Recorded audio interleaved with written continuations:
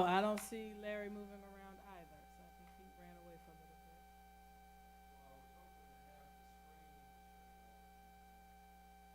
bit. Okay, maybe he'll be right. I don't see him moving. I just don't. Yeah, I just don't see him now.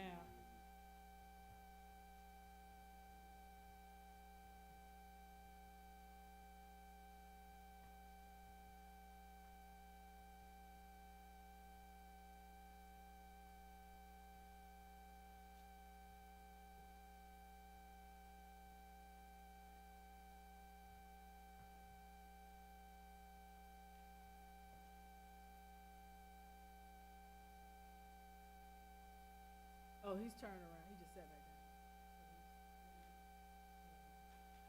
Mr. Larry.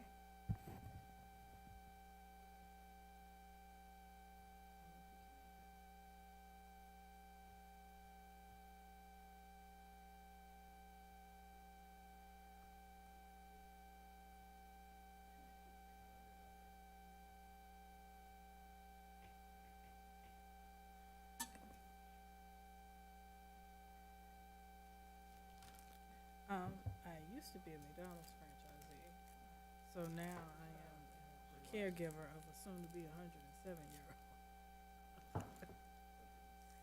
She'll be 107 on May 25th. Huh? No, my grandmother turns 107 on May. No, 107 on May 25th. She'll be 107 on May 25th.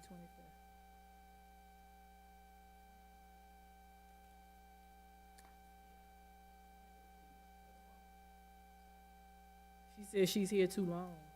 She said it wakes up most mornings like, Jesus, I'm here. It's like, I'm still here. so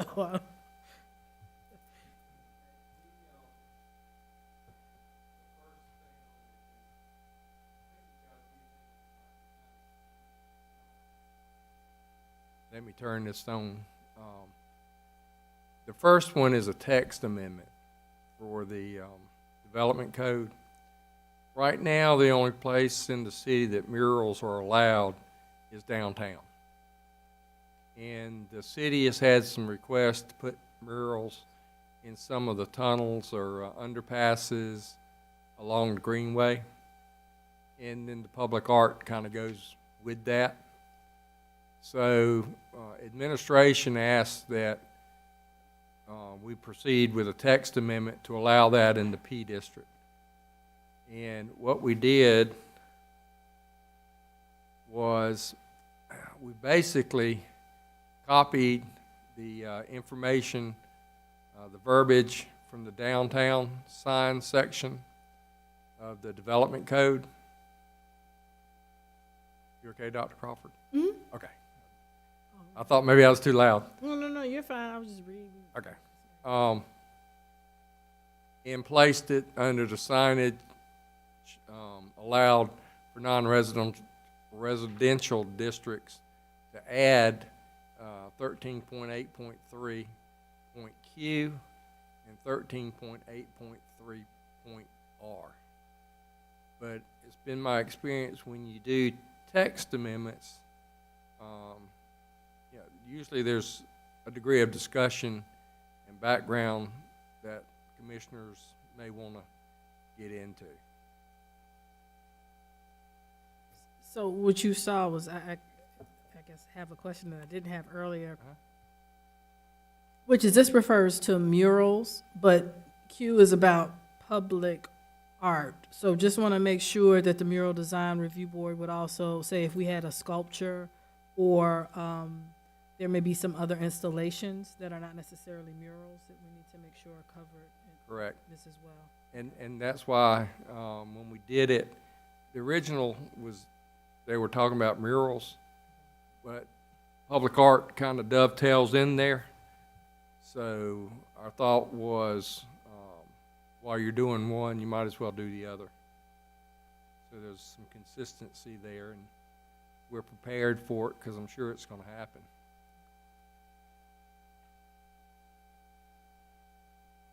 Any questions or anything? I do know too, when we did one of the studies we did, I don't know if it was North Augusta Forward or us, that they talked about we should do art coming down from the ballpark to here on the side of the road to give, to have interest, just art. Mhm. And so that would make that possible too, right? Well, it's already allowed in the downtown area. So if Okay. it's zoned downtown, it's already allowed, and we go before the review committee. Right. But this would open it up for, say, the greenway down at the bottom of the hill, Yeah, so I that there was, could be art and stuff down there. yeah, I was told they were looking at one of the going through down where the rapids, where you go into the rapids, and I think that's the tunnel that, that's the tunnel they were that they- talking about. right. But that has to be approved by the art group. Yes, ma'am. I thought it was a good idea. Any questions or anything? The other one's an application request. This one may look familiar. And the developers here, this is about 43.9 acres out on Martintown Road, Martintown Ridge. This is for an annexation. But what they want to do, the ultimate plan is for about 157 townhomes. Originally, they came in the left upper portion was going to be zoned R7. The lower portion was going to be zoned R10. We were not yet through the annexation process, and they called and said, we got a problem. And so they said, we need to hold up what we got. And what had happened was they had done a wetlands delineation on the property and found out that they had about half the land that they thought they had. So they redesigned the project so that you'll notice how they're all kind of uphill and on the left-hand side of the parcel. That's so that they can do that and get out of the wetlands and stay out of the wetlands. They also asked me to go, instead of making a change with city council right there at the end, they said, we want to start over. And so that we have a planning commission hearing. If we change, and this was the developers said that, if we make a change now, it looks like we made a bait and switch from the planning commission, and we don't want to do that. They also want to build townhouses, and there was a discussion with them about what to zone it. And they did not want to zone it R5, which would allow the townhouses by right. And the reason for that is they don't want it to be confused with apartments. From the city's standpoint, we don't want it zoned R5 either, because if for some reason this project didn't go, that property is sitting out there prime and ready for apartments. So what they have done is they have gone to the Board of Zoning Appeals and got some variances for lot widths so that they can build the townhomes, and that's contingent on them being annexed in the city within a year. So that's some of the background on this one. It's like I said, you've seen it before, and so why are you seeing it again? And that's kind of why. You may hear looking for a back door to the subdivision. When you look at it, it's developed. Oak, whatever behind it is Oak Creek.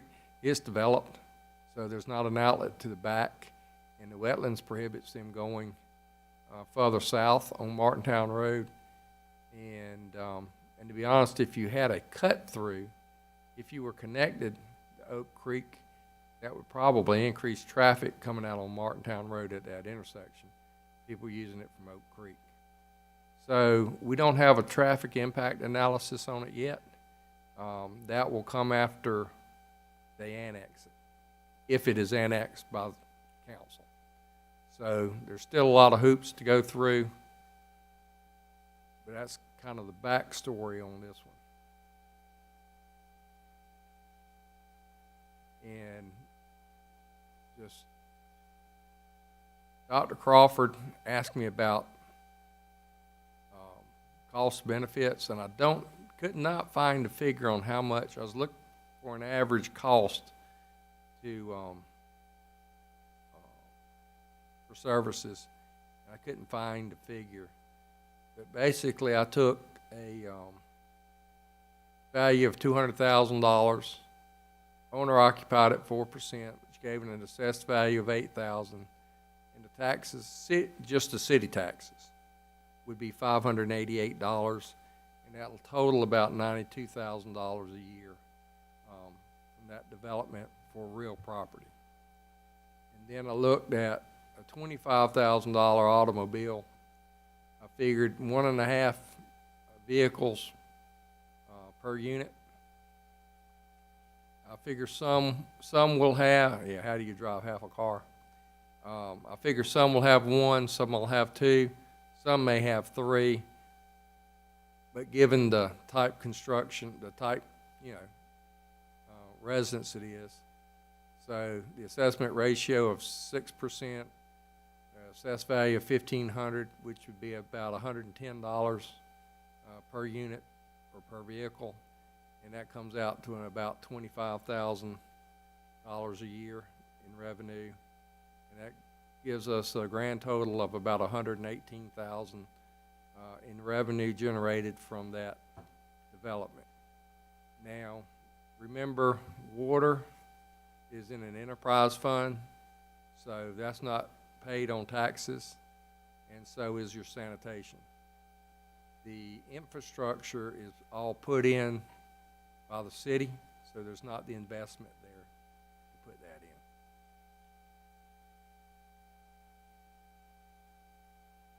Have any questions on how I calculated that? Or say what now? Actually, if you want to talk about Edgefield County, excuse me? They have the highest taxes. Edgefield County does. Edgefield County, based on the same configurations, it would generate about $250,000 in new revenue. When you live in the city, Edgefield County taxes usually runs about the same as city plus county in town, and then you have city. Yeah. The millage is a little bit higher for Edgefield County than it is in the city.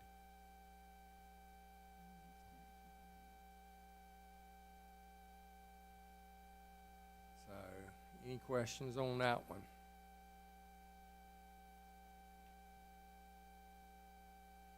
And then this is a sketch plan review for plan development. It is Moore's Bluff. It is off of Martintown Road, and it's a planned development. So council has a lot of leeway here, and planning commission has a lot of leeway with recommendations. Here it's 68.73 acres.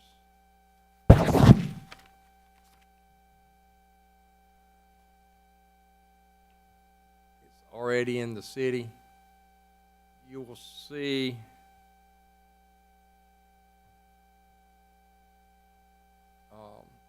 you see Frontage Road. There's really two issues here that I want to make sure that y'all were aware of. One is the developer is looking for Frontage Road there,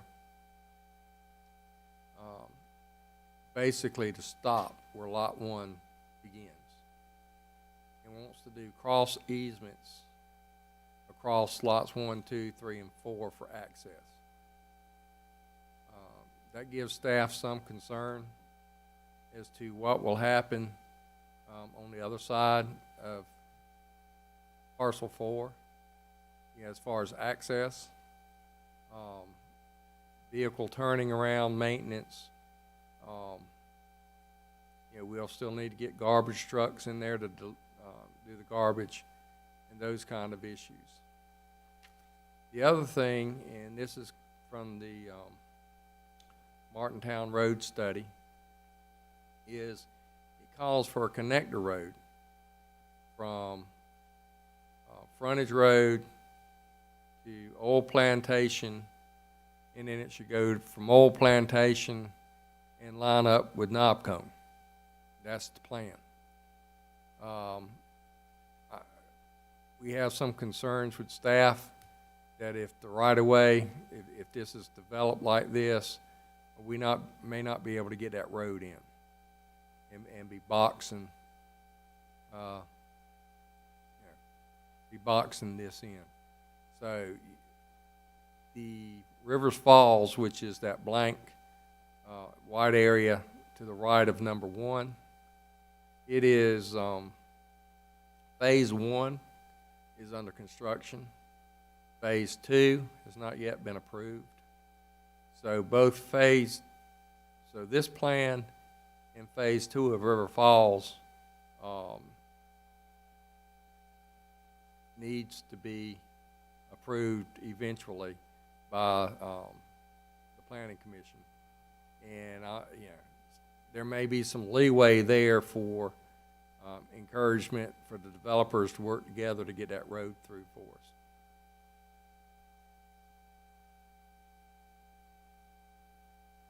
Any questions for me?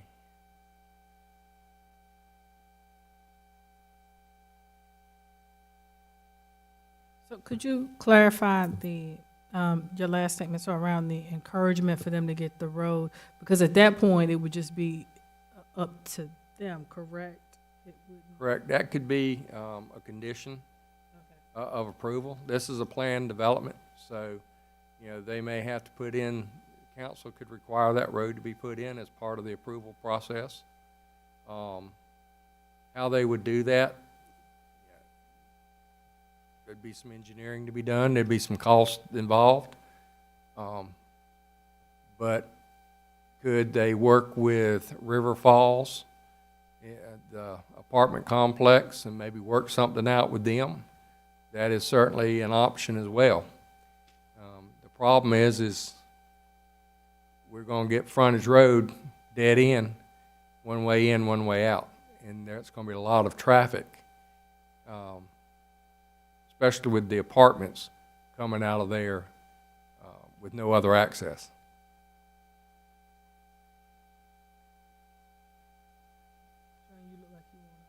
No, I've been looking at this all day, and I've been trying to figure out a way.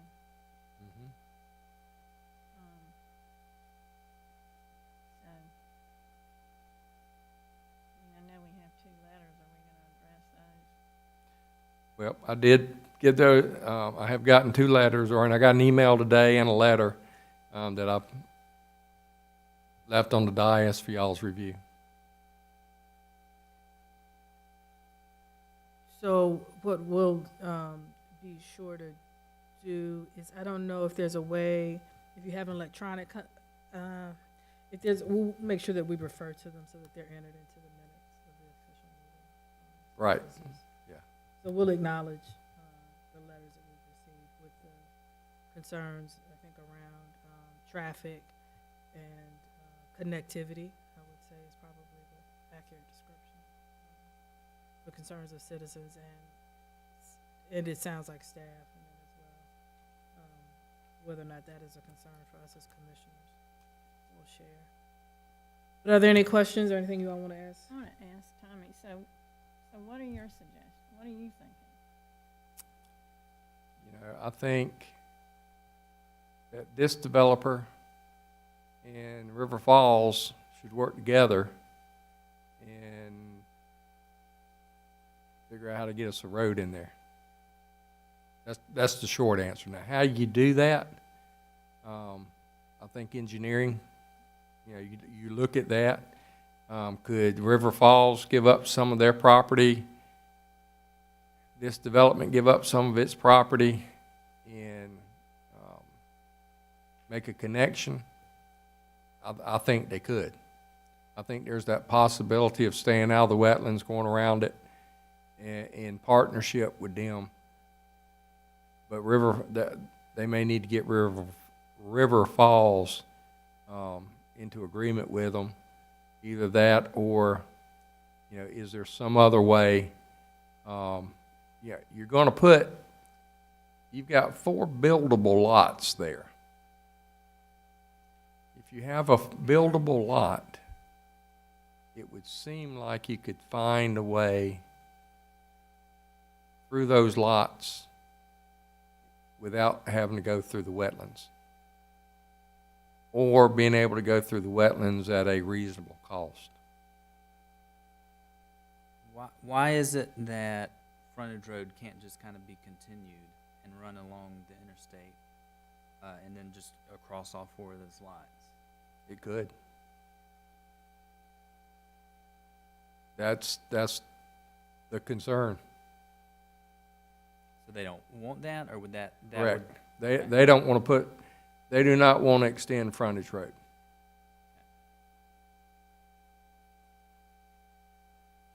At one point, they were saying on those apartments that they were gonna come out right beside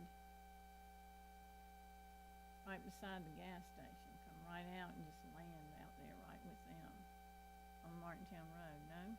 No, ma'am.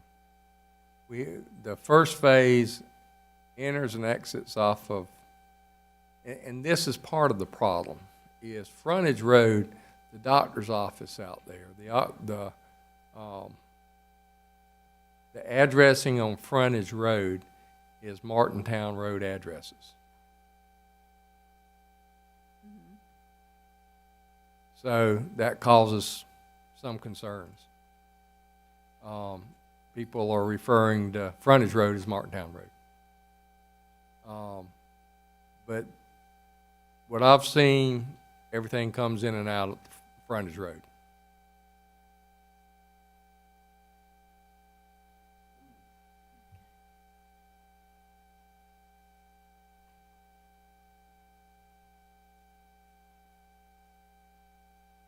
And that would be it for me, Madam Chairman, unless y'all have something else.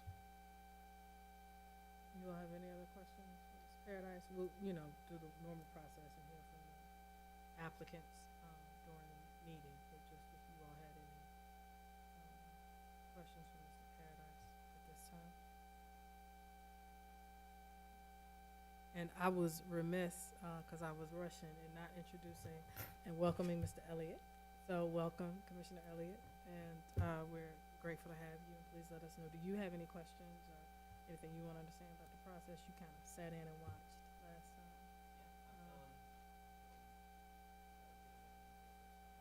Okay. Yeah, no, we all hope to keep getting better as we go.